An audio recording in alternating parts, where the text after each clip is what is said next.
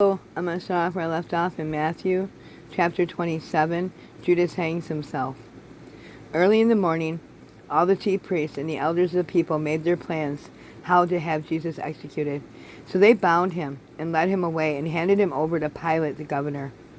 When Judas, who had betrayed him, saw that Jesus was condemned, he was seized with remorse, and he returned the 30 pieces of silver to the chief priests and the elders. "I have sinned," he said, "for I have betrayed innocent blood." "What is that to us?" they replied. "That's not our responsibility." So Judas threw the money into the temple and he left.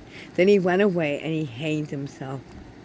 The chief priests picked up the coins and said, "It is against the law to put this money into the treasury since it is blood money."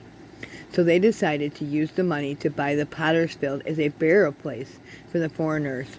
That is why it has been called the Field of Blood to this day. Then what was spoken by Jeremiah the prophet was fulfilled.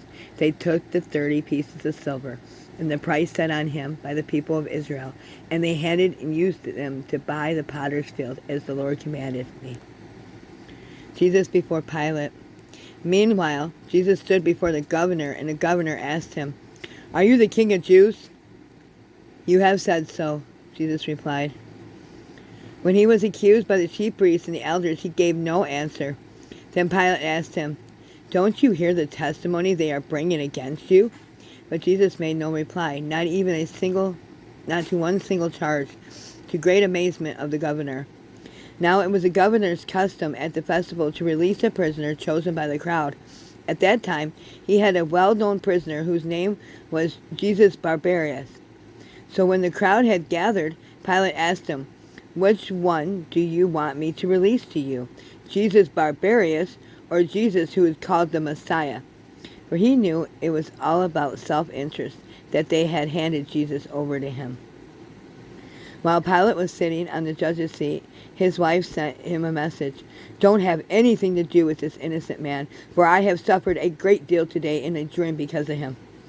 But the chief priests and the elders persuaded the crowd to ask for Barbarius and to have Jesus executed. "Which of the two do you want me to release to you?" asked the governor. "Barbarius," they answered. "What shall I do then with Jesus, who is called Messiah?" Pilate asked. They answered him, "Crucify him." "Why? What crime has he committed?" asked Pilate. But they shouted all louder, "Crucify him!" When Pilate saw that he was getting nowhere, but that instead of an uproar was starting, he took water and he washed his hands in front of the crowd. "I am innocent of this man's blood," he said. "It is your responsibility." All the people answered, "His blood is on us and our children." Then he released Barbarius to them. But he had Jesus flogged and handed him over to be crucified. God bless you, and tomorrow I'll start off where I left off. Thank you.